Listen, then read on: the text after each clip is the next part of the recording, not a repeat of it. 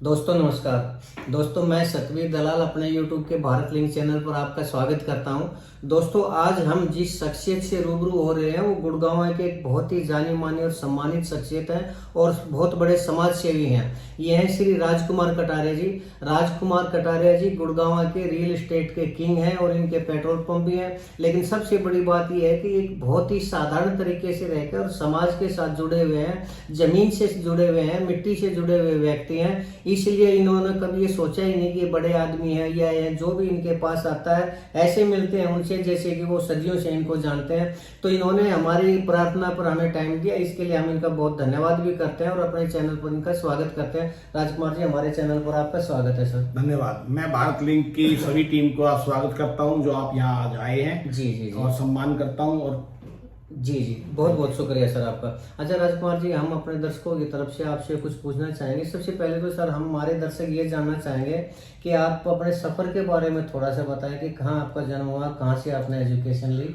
मैं गुड़गांव गांव से बिलोंग करता हूं। गुड़गांव गांव में ही मेरा जन्म हुआ। मेरे पिताजी, मेरे दादाजी सभी इसी गांव के रहने वाले हैं। जी और मैंने शुरू में जो शुरुआती एजुकेशन की वो और लेडी ऑफ आत्मा स्कूल से की जी। उसके बाद मैंने मिशन स्कूल से की और उसके बाद मैंने डीएसडी कॉलेज से ग्रेजुएशन की। जी बहुत बढ़िया सर। अच्छा काम क्या करते हैं राजकुमार जी? मैं अपना प्रॉपर्टी का काम है, कुछ अपना पेट्रोल पंप है उसको देखता हूँ। हाँ। बाकी अब मैंने काम कम कर दिया, मेरे बड़े बेटे ने सारा काम संभाल लिया है। अच्छा। आपके बेटे क्या करते हैं, जॉब भी करते हैं या ऐसा? नहीं, मेरा बेटा पहले जॉब करता था, वो बीटेक एमबीए है। हाँ। और दोनों बेटे बीटेक एमबीए है। और बड़े बेटे ने 1 साल नौकरी की थी EY कंपनी में। जी। वहां से मैंने छुड़ा दिया कि अपना पंप संभालो, छोटा मोटा काम वो मेरे साथ लग के कर रहा है। जी और अब मैंने छोड़ दिया, उसने सब संभाल लिया। अच्छा सर, शुरू से ही मैं देख रहा हूँ आप समाज से जुड़े हुए व्यक्ति हैं और समाज सेवी इंसान है, तो आपको ये समाज सेवा की प्रेरणा कहाँ से मिली? ये मेरे को बुजुर्गों से मिली। अच्छा। मेरे दादाजी, मेरे पिताजी वो शुरू से ही समाज से जुड़े हुए थे, गरीबों की मदद करने की उनकी आदत थी। हाँ। वही आदत हमने अपनी डाल दी। कोई गरीब आदमी आ गया तो उसकी थोड़ी मदद कर दी, कभी पैसे से, कभी वैसे, कभी।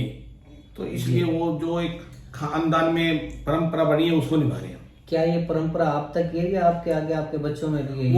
वो जो परंपरा हमारे में है वो मेरे बच्चों में भी आगे एज इट इज है। अच्छा। वो मेरे बेटे के पीछे आप कभी मिलो आके तो कभी ना नहीं करेंगे और वो आपको लगेगा नहीं कि ये जाटों के बच्चे हैं। हाँ, मैं मिला हूँ सर। वास्तव में लगता है कि बहुत ही अच्छे तरीके से बात करते हैं, सम्मान से बात करते हैं, प्यार से बात करते हैं। लगता ही नहीं कि ये काफ़ी बड़े आदमी, बहुत बड़े आदमी हैं। ये बहुत अच्छी बात है सर, आपने अपने बच्चों में संस्कार दिए। अच्छा सर, थोड़ा सा मैं ये पूछना चाहूँगा, आपने समाज सेवा की तो क्या क्या आपने समाज के लिए क्या क्या किया है? समाज के लिए बहुत ज्यादा तो कुछ नहीं, लेकिन ये है कोई गरीब आदमी मेरे गाँव का, हाँ, या बाहर के भी कोई आ जाता है, किसी की बिटिया की शादी है, किसी की बीमारी में कोई प्रॉब्लम है, तो 2, 4, 5 हजार रुपए की कभी मदद कर देते हैं। हाँ। और कभी नानी की, मतलब जितना भी संभव हो सकता है, जितना संभव हो सकता है। कोई आदमी आ गया तो उसके काम कराने की कोशिश करते हैं। किसी का बिजली का मीटर बिल ठीक करा दिया, किसी का पानी का बिल ठीक करा दिया, किसी का कोई सरकारी काम भी तो हम जाके खुद हैंडल कर लेते हैं। जी।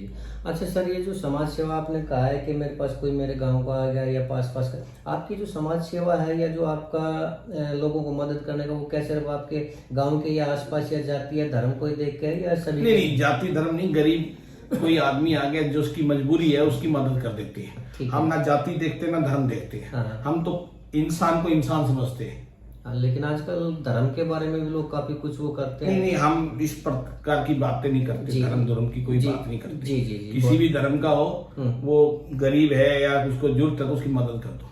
सर आप इतने फेमस आदमी हैं, आपका इतना नाम है, तो क्या आप किसी राजनीतिक पार्टी से भी जुड़े हैं? मैं किसी राजनीतिक पार्टी से नहीं जुड़ा हुआ। आपने तो, मैंने सुना है कि आप तो कॉलेज के भी आप वाइस प्रेसिडेंट? मैं कॉलेज में वाइस प्रेसिडेंट था। हाँ। उसके बाद मेरे पिताजी भी यहाँ से गुड़गांव गांव से ब्लॉक समिति के मेंबर बने थे। अच्छा, बहुत बढ़िया। और पिताजी ने 3 साल 5 साल जो भी ब्लॉक समिति का कार्यकाल था वो पूरा किया। हाँ। उसके बाद मेरा मन हट गया पॉलिटिक्स से। हाँ। कि पॉलिटिक्स में ना आज इतना आसान नहीं है पॉलिटिक्स में। हाँ। कि चालू आदमियों के काम ज्यादा हो गए। आज से 20 साल पहले जो पॉलिटिक्स थी ना, और 20 साल में जो पॉलिटिक्स में गिराव आया हुआ है कि भाई आपा धापी और चालू आदमियों के ज्यादा काम हो गए। शरीफ आदमी इतना इंटरेस्ट नहीं लेता। लेकिन सर अब जैसे आपने कहा कि अब आप रिटायर हो गए हैं, तो देखो ये है कि अगर राजनीति में बुरे आदमी जाएंगे, अच्छे आदमी राजनीति में जाएंगे ही नहीं, तो हम राजनीति को बदलेंगे कैसे? आप जैसे अच्छे आदमी को क्या नहीं जाना चाहिए राजनीति में? मेरा खुद का इंटरेस्ट नहीं है, क्योंकि मैं आज किसी के आप वोट ले लो ना, तो ये समझो कि आपने उस आदमी को जिसको आपको वोट दिए तो खरीद लिया। एक ये भी समाज में ना कल्चर हो गया, आप 4 काम अच्छे करा दो लोगों के, एक काम ना हो तो गाली बकेगा। तो इससे अच्छा गाली क्यों सुननी किसी की? जो हो जाए वो ऐसे ही कर देते हैं। जरूरी है पॉलिटिक्स, ये नहीं कि समाज सेवा पॉलिटिक्स में रह के कर सकते हैं। समाज सेवा करनी है, आपने किसी की मदद करनी तो आप ऐसे ही कर सकते हैं। बिल्कुल ठीक बात है। अच्छा सर, कुछ सामाजिक समस्याएं हैं, आप भी समाज से जुड़े हुए आदमी, आजकल के जो हमारे युवा है ना सर, पहले मैंने सुना था कि पंजाब में नशा बहुत ज्यादा था, लेकिन अब हमारे हरियाणा के अंदर नशा और नशे के साथ साथ आज के जो युवा हैं वो अपराध की तरफ बढ़ते जा रहे हैं। तो हम अपने बच्चों को कैसे नशे और अपराध से दूर रखें? उसका मेन कारण ये है कि आप अपने बच्चों को टाइम दो। ठीक है, टाइम दोगे तो बच्चों को एज ए फ्रेंड आप ट्रीट करोगे। मैंने भी अपने बच्चों को एज ए फ्रेंड रखता था। मैंने कभी यही समझा नहीं कि ये मेरे बेटे है, मैं तो एज ए फ्रेंड बचपन से उनको ऐसे दोस्ताना लिहाज में बात करते हैं, तो खुल के बात कर लेते हैं। जी। तो एक तो बच्चों की आज के दिन है ना डिमांड, महंगाई बहुत हो गई है, नौकरियां है नहीं, रोजगार नहीं है, तो इस वजह से अपराध की तरफ बच्चे जा रहे हैं। और नशा में भी जा रहे हैं, नशे में भी जा रहे हैं। लेकिन ये आपको अपने परिवार को संभाल के रखना, तो आपको बच्चों के साथ टाइम देना चाहिए। सरकार भी सर सरकारी नौकरियों को तो खत्म करे, तो ऐसे में बच्चे अपने पैरों पर खड़े होने के लिए क्या करें? आज सरकार के पास नौकरियां नहीं है, कम है, क्योंकि आज कंप्यूटराइज सिस्टम हो गया, आदमी की कमी वैसे 140 करोड़ की जनसंख्या है, तो लोगों को प्रेरणा देनी चाहिए। हमारे प्रधानमंत्री जी दे रहे हैं कि भाई सेल्फ अपना काम जोड़ो, उसके लिए लोन भी है। मैं पढ़ता रहता हूँ कई बार अखबार में कि भाई लोन मिल जाता है, आप कोई छोटा मोटा, लेकिन हमारे समाज में लोग काम करते हैं घबराते नहीं। तो मैं बहुत देखता हूँ लोग छोटी जितने छोटे काउंटर होते हैं ना, उन पे ज्यादा सेल होती है। और लेकिन हमारे जो आज के युवा हैं सर, वो छोटा काम करना नहीं चाहते हैं। यही सबसे बड़ी प्रॉब्लम है। यही प्रॉब्लम है। उसका रीजन ये है कि पहले एजुकेशन कम थी। तो एजुकेशन कम थी तो जो कॉन्फिडेंस था ना आदमी में वो इतना नहीं होता था, वो कोई भी काम कर लेता था। एजुकेशन होने के बाद जब आदमी ये सोचता है यार मैं ग्रेजुएशन हूँ, मैंने MBA कर ली, मैं B.Tech हूँ, तो मैं वो रेडी या मैं छोटे काम करके राजी नहीं होता। हाँ बिल्कुल ठीक है सर। इसी के आधार पर देखो मैंने एक चीज नोट की है, समाज के अंदर लोग मुस्लिम समुदाय को कई बार बुरा भी बता देते हैं कि भाई इनके इतने ज्यादा बच्चे होते हैं, इतना वो करते हैं। लेकिन एक चीज और देखी सर मैंने, ठीक है उनके बच्चे ज्यादा होते हैं, लेकिन वो बच्चे है ना सर बचपन से ही काम करना शुरू कर देते हैं। कोई किसी दुकान पर रहता है, कोई किसी दुकान पर रहता है, और बचपन से जब वो काम सीखते हैं ना, अब जैसे फर्नीचर का है, दर्जी का है, नाई का है, या कोई और काम है, मैकेनिक का काम है, मिस्त्री है, वो 10-15 साल में इतने एक्सपर्ट मैकेनिक बन जाते हैं सर, कि इतने एक्सपर्ट मैकेनिक बन जाते हैं कि वो छोटे काम से भी अच्छी इनकम कर लेते हैं। लेकिन हमारे हिंदू समाज के बच्चों को पता नहीं क्या हो रहा है कि वो इस तरह के कामों की तरफ ध्यान ही नहीं दे रहे, और यही कारण है कि लोग बेरोजगार ज्यादा हो रहे हैं, और बेरोजगार हैं तो फिर वो अपराधों की तरफ बढ़ रहे हैं। आज हमारे समाज में B.Tech MBA लोग घूम रहे हैं, जिनको 15-15 हजार की जॉब नहीं मिलती। यदि आप हाथ के मैकेनिक बनोगे तो आप लाख में महीना कहीं भी नहीं छोड़ोगे। बिल्कुल सही। आप मैकेनिक बन जाओ, आप प्लम्बर बन जाओ, इलेक्ट्रिशियन बन जाओ, कुछ भी। जी। बहुत बड़ा शहर है गुड़गांव जैसा, तो शहर इतना है कि जितनी मर्जी काम कर लो, काम है, लेकिन लोग हाथ का काम करके राजी नहीं है। बिल्कुल शायद यही हमारे समाज की सबसे बड़ी कमी है। बहुत बढ़िया सर। अच्छा, आपकी महत्वाकांक्षा क्या है राजकुमार? हमारी कोई महत्वाकांक्षा नहीं। हमने जो सोचा था भाई बच्चे पढ़ लिख के अपने पैरों पर खड़े जाए, वो हो गया। भगवान ने हमारी सुन ली, शुक्र है भगवान का, शुक्र है। बहुत बढ़िया सर, आपने हमें टाइम दिया, इसके लिए धन्यवाद सर। एक आखिरी सवाल मैं पूछना चाहूंगा, आप समाज को कोई संदेश देना चाहेंगे? मैं समाज को ये संदेश देना चाहूंगा कि आप लोगों का काम करोगे तो भगवान आपका काम करेगा। जी। और काम करना कोई बुरी चीज नहीं, छोटा काम बड़ा काम सब अपने आप काम बढ़ जाते हैं। मैं कई बार देखता हूँ छोटे काम से शुरू की बड़ा बनेगा। आप सीधा एकदम से करोड़पति बनना चाहोगे तो नहीं बनेगा। बिल्कुल सही। मैं तो चाहूंगा कि छोटे काम से शुरू करें, अपने आप काम बड़ा हो जाएगा। जी। बहुत बढ़िया सर, आपने हमें टाइम दिया।